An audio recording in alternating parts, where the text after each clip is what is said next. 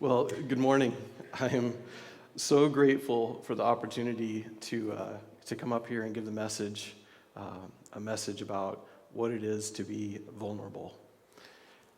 For those of you who don't know me, I grew up in the small town of Twisp. It's about 100 miles north of here.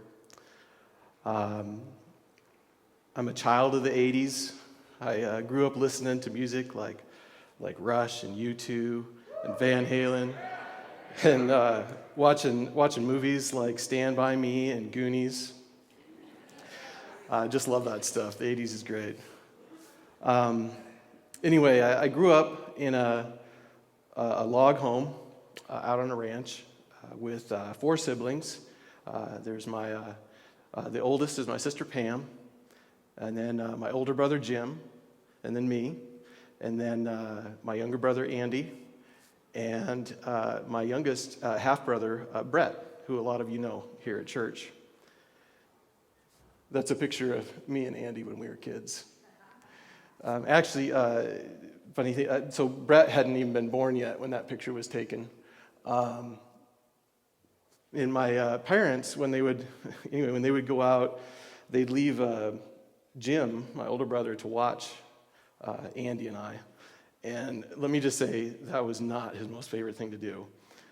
His 2 little annoying brothers, but oh my gosh, we were so excited when he was watching us, because we were like, oh, we get to play with our older brother Jim. This is going to be fantastic. And to make the most of it, what he would do is he'd say, okay, hey, let's play cowboys and Indians, and you guys can be the Indians. And Andy and I'd be like, yeah, this is great. Okay, all right, great. What do we do? And he'd get out either some rope or some duct tape, and he'd tie us up to a tree or a staircase, and then he'd just leave. And he wouldn't come back. The sad thing is that my brother and I, we fell for that multiple times. And every time, he would just walk away chuckling, totally pleased with himself that he had gotten rid of us. Anyway, my childhood was a rough one for a couple of reasons, but not for being left tied up to a tree. For one, I was a pretty sensitive kid. I got picked on a lot. At a young age, I had grown overweight, I wore glasses, and I always wore my heart on my sleeve. I remember a time in the 2nd grade when I overheard a bunch of the kids in my class in Twisp, in a small town, planning to start a gang. And definitely not the Crips and the Bloods, but oh my gosh, it was kind of unnerving for me to hear what they were planning. I was worried about what they were going to do. And I remember the day when we headed out into recess and the gang was there, all gathered up, and I watched them head out into the playground. I still remember the tractor tires and the jungle gym and the patchy grass field that we had. And I watched the gang head out there, and at first, they pushed this little girl down on the ground, and then they pushed this little boy down on the ground, and I was following along behind, and I'd pick each one of them back up and dust them off and tell them, hey, it's going to be okay. But eventually, that gang targeted me, and they came after me, and if it wasn't for a couple of other kids speaking up, it could have gone a lot worse than it actually did. Going home from school was always such a relief from all of the badgering and bullying. The ranch that I grew up on, none of the neighbor kids seemed to take that bullying thing on like the kids at school did. And I can remember watching those kids. We'd play outside, and I remember when everybody started riding bikes. And if you know anything about the area, it's all dirt roads and all uphill all the time. And I remember watching all of the neighbor kids ride their bikes. I didn't know how to ride a bike yet, and I just told myself, I really want to do that. Even my younger brother Andy was out there riding a bike already, so I knew I could do it. And I got out there and tried. I spent 45 minutes trying to get that bike riding thing down. and my legs were all scraped up and bleeding from the dirt road from falling over, but I finally got it, and I was so excited. I was so jazzed that I had learned how to ride a bike. And, you know, when I found out my fourth grade class trip was going to be a bike ride, I was super jazzed because I knew that was something I was good at. And I was so excited to get out there and show the other kids what I could do. Now, I wasn't the fastest kid on a bike, but I could pedal all day long, and I thought it was pretty macho to put my bike in third gear and always pedal everywhere I could in third gear. I thought that was pretty cool. All the other kids would complain about it, but that was my gear, and I owned it.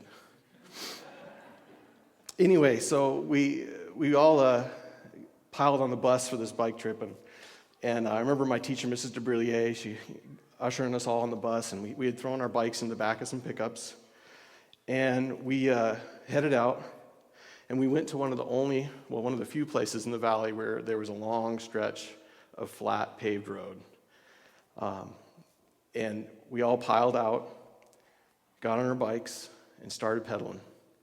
And we were headed down the road, and I was so excited to be out there, and so excited to finish this trip. And I ended up being stuck, kind of near the back of the troop, not being that fast, and they had these pickup trucks that were following behind us, and you could toss your bike in and hop in the back of that pickup when you got tired out. But I wasn't having it. I wasn't throwing in the towel. I wanted to finish this. And here I was back there, and I was watching the kids one at a time kind of peter out and throw their bikes in and give up, and I was still going. I wanted to finish. Well, after a while, those kids in the back of the truck, the truck had pulled up in front of me as if to urge me to give up and to throw in with them. And I wasn't doing it. And it was about that time that the kids started making fun of me. They were like, "Oh, you're too slow. You're too fat. Just give up already." And they just kept taunting and taunting. But I kept going. And eventually we got near the end of the line, and our teacher, Mrs. DeBrillier, she was kind enough to let us finish on the flat part right before this really steep hill called Meat Market Hill, for the meat market at the top of it. And here I was pedaling up to the end, and something in me just snapped. All that ridicule, all those kids poking fun at me was just too much. And I didn't stop. And I went right up that hill. And I went all the way over that hill, all the way down into town, all the way through town, to the other side, to my grandparents' house. And I still remember the look on my grandmother's face. When she opened that door, she was so surprised, and I just threw my arms around her and cried.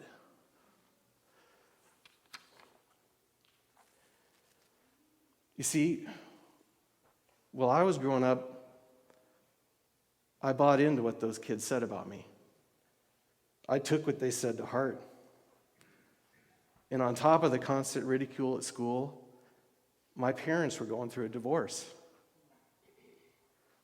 I let those kids and what was happening within my family convince me that there was something wrong with me. I began to feel worthless, confused, and alone. I shut down. Life had taught me that to be vulnerable, to care about what other people said, to leave myself open to ridicule and hurt was painful and dangerous.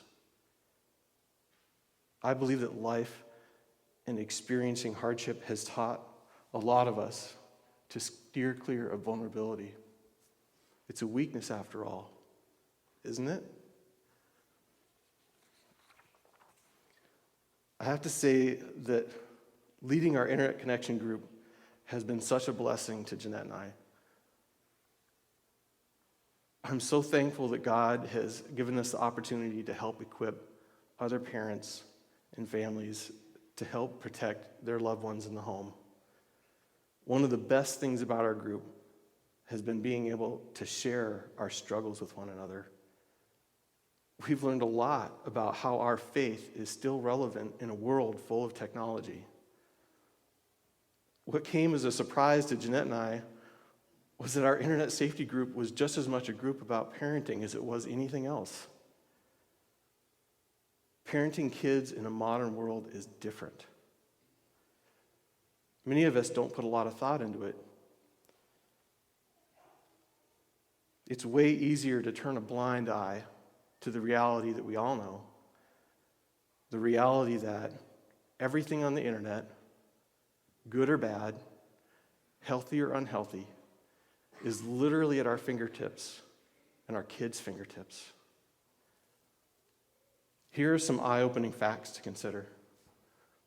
81% of kids between the ages of 12 and 17 are on social media.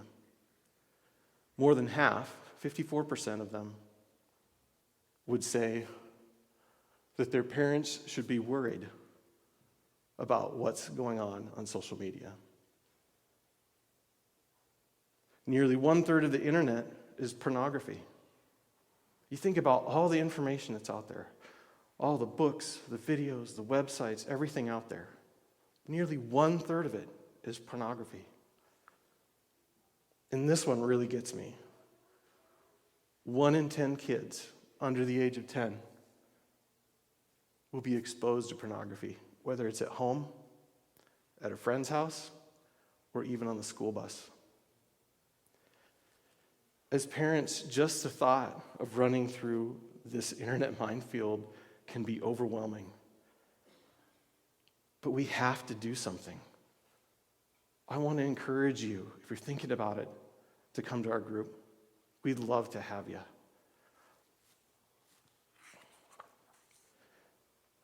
While our connection group continued to meet, there was a common thread that came to light. The fear that we're doing too little too late. The fear that the damage has already been done. The fear that anger and resentment have already built walls between us and our kids. If we had just known about this stuff a few years ago, we could have made more of a difference. But why? Why do we feel it is an insurmountable task at times to get through to our kids? Why do we find it so hard to communicate with one another when it comes to the sticky topics, the tough stuff, the life-changing stuff, the heartaches? What if our idea of what it is to be parents, what it is to be an authority, was working against us? As parents and as adults, we expect others, especially our own kids, to treat us with some degree of respect. In Colossians chapter 3, verse 20, it says, "Children, obey your parents in everything, for this pleases the Lord." See, it's right there. They're supposed to obey us. Right, honey? But immediately following that verse, it says, "Parents, do not embitter your children, or they will become discouraged." Why would the Apostle Paul follow the respect your parents part with don't embitter your children? What does it even mean to embitter someone? To embitter is to make someone bitter, resentful, or angry. At times we may become embittered by disappointing and unfair experiences. Many of us know life is often difficult, painful, and unfair. So when bad things happen, they can embitter us. And when we become embittered, our mood and our attitude sour. My bike trip in 4th grade embittered me. My parents' divorce and all the other hardships I had growing up embittered me. For some of you, life's circumstances have embittered you. And for others, the treatment of a parent, a spouse, a family member, or a loved one has embittered you. At times, I wrestle with the fear that my actions as a parent, could one day embitter my kids towards me. I fear that I could be responsible for closing a door or building a wall that cannot be overcome. No parent ever wants their child to become embittered towards them or towards life. It's never something done intentionally. So what can we do? What can we do to avoid embittering our children? What can we do to tear down walls that may have already been built by embitterment? How can we tackle that anger, that resentment, and that negative attitude head on? In Ephesians chapter 5, verse 21, Paul wrote instructions for Christian households and began by saying, "Submit to one another out of reverence for Christ." Do you think Paul was only talking about the adults in the house when he said that? Surely he wasn't also talking about the kids and giving them the same authority as the adults? I wouldn't want to live in a house like that. I'd rather live in a tent. But that's not what Paul was talking about. What he was trying to get across is that we need to submit to one another, even our children, out of love. But what does that look like? Well, first we need to understand that whether it's out of love or respect or even fear, our children are naturally inclined to put us on a pedestal. What if, in order to submit to our children, we have to step down off that pedestal and be vulnerable? Do our kids know that we're not perfect? I'm sure on the surface they probably do. But they're still naturally inclined to put us on that pedestal. And it's intimidating to them. Do we know that we are not perfect in our authority as parents?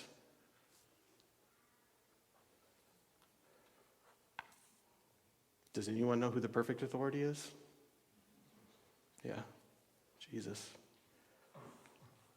I've often said that being a parent is the most rewarding yet humbling thing I've ever done. I know that I'm not perfect. I know that I don't always make the right call. Sometimes I wish there was a closet where I could just sweep all those mistakes, or a rug I could sweep all those mistakes under so that my kids don't ever have to see them. It's easier to keep speaking to them with authority when I can turn a blind eye to my shortcomings as a parent. What are we telling our kids or one another when we cannot let our guard down and be vulnerable? When was the last time you drug a poor decision into the light and made yourself vulnerable before your kids or before someone you cared about? What if they were able to see that you made mistakes just like them? What if they were able to see that you needed forgiveness just like them? Imagine how disarming that would be for a child who has placed you on a pedestal. If we sin against someone, even our kids, aren't we called as Christians to seek forgiveness from one another? Aren't we called to be vulnerable before them? Aren't we called to be vulnerable before one another? To help explain what I'm trying to say, I want to take a moment to be vulnerable before all of you. I cannot ask any of you to be vulnerable without being vulnerable myself. So Owen, would you come up here? For those of you who don't know him, Owen is such a great kid. I think God just has amazing things in store for him. And I am so proud of the fine young man that he's becoming. So Owen, I need to ask you a couple questions, and I want you to be totally honest with me, okay? Okay. Owen, Do I always treat you with patience? No. Do I always treat you with grace? No. Do I always treat you with kindness? No. Owen, am I a perfect parent? No. No. You and I both know that there have been times where I have spoken harshly to you and not treated you the way Jesus would. And I need to ask your forgiveness for that. Will you forgive me? Yes.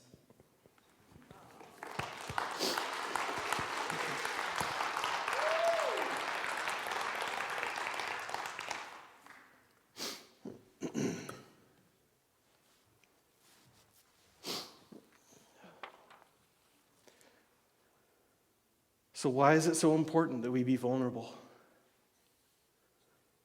When Jesus spoke about the greatest commandments in Matthew chapter 22, verse 37, he said, "Love the Lord your God with all your heart and with all your soul and with all your mind. This is the first and greatest commandment. And the second is like it. Love your neighbor as yourself." Loving your neighbor, loving your family, and loving one another is paramount to living out our faith. And to truly love one another, we must also be vulnerable with one another. A few of you may have heard of author Brene Brown. She wrote a book titled Daring Greatly: How the Courage to Be Vulnerable Transforms the Way We Live, Love, Parent, and Lead. In that book, she says, vulnerability is the core, the heart, the center of meaningful human experiences. She defines vulnerability as uncertainty, risk, and emotional exposure. Think about the vulnerability it takes to love someone, whether it's your parents, siblings, spouse, or close friends. Love is filled with uncertainties and risks. Brown describes vulnerability as the core of all emotions. To feel is to be vulnerable, she says. So when we consider vulnerability to be a weakness, we consider feeling one's emotions to be so too. But being vulnerable connects us with others. It opens us up to love, joy, creativity, and empathy. Some of us think that vulnerability means spilling all our secrets, but vulnerability embraces boundaries and trust. Vulnerability is about sharing our feelings and our experiences with people who have earned the right to hear them. Being vulnerable takes courage, but it's so worth it. Do you think the disciples felt vulnerable when they were out on that little fishing boat in the storm and Jesus was taking a nap? Do you think that Mary Magdalene felt vulnerable when she was washing Jesus' feet with her hair? Do you think the disciples and the apostles felt vulnerable when they knew that proclaiming Jesus Christ as the risen Savior would have them tortured, imprisoned, and even put to death?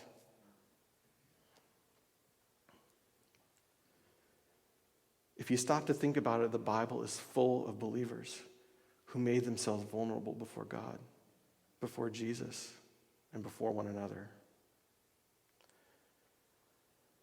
At some point, most all of us have felt vulnerable before God. When we submit to Him, we know He is all-knowing. We know that He knows everything about us. He knows every one of our secrets, and there is nothing quite like being that exposed, is there? There's nothing quite like being that vulnerable. Consider this. If we were not vulnerable, would we ever want Jesus in our hearts?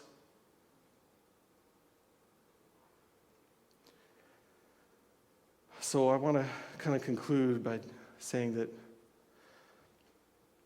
tough experiences in our lives may easily build barriers inside of us.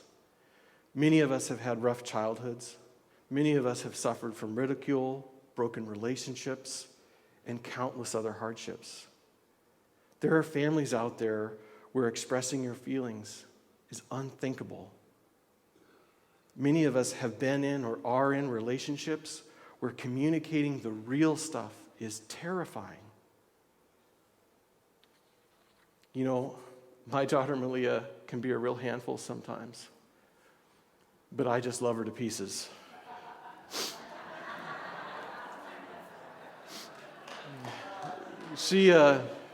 We were having a battle of wills one Sunday morning here at church, and she drew this up. I put my foot down finally, and she was off busy doing something and came back. She drew this up for me, and she handed it to me, and she knew what she was up to.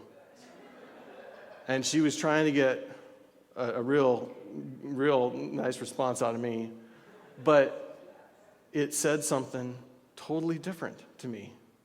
It said, my daughter feels safe enough to be vulnerable with me, vulnerable with something that could be damaging or hurtful in some family environments. But we need to be vulnerable like that, even if it takes help. I am blessed to have a wife who has taught me so much when it comes to communicating with our kids and communicating as a family. She has taught me how important it is to keep those doors open no matter what. There are times when she will call me out for being too hard on the kids, and I need that. I do not always handle myself the way I should, the way Jesus would. I do not always have the grace that I should, and it is so important to have someone who is willing to be vulnerable, to speak up and put themselves in the middle of those situations. No matter how difficult it may be, no matter how hard it hurts, no matter how terrifying it may be, we have to find ways to be vulnerable with one another. We need to sacrifice our pride and our fears so we may be vulnerable and submit to our children and to one another out of love. Parents, I challenge you to be vulnerable. Brothers and sisters, I challenge you to be vulnerable. Aunts and uncles, I challenge you to be vulnerable. Grandparents, I challenge you to be vulnerable. Be vulnerable so that you may knock down walls of fear, walls of anger, and walls of resentment. Be vulnerable so that you may even prevent them from being built in the first place. Be vulnerable so your kids will talk to you about the tough stuff. Maybe it was something they saw on the internet. Maybe it's something they're experiencing on social media. Oftentimes, what they really want most is to talk to someone without fear or harsh judgment. They want to be vulnerable with someone who can be vulnerable with them. We need to be vulnerable with one another so our relationships may grow deeper and more meaningful. You could say that Jesus was the most vulnerable person who ever walked the earth. He chose to be vulnerable for you and for me, for all of us. He knew it was going to happen and even had the power to stop it. But he chose to be vulnerable for all of us. I want to challenge all of you to be vulnerable for Christ and to be vulnerable for one another. Would you close with me in a word of prayer?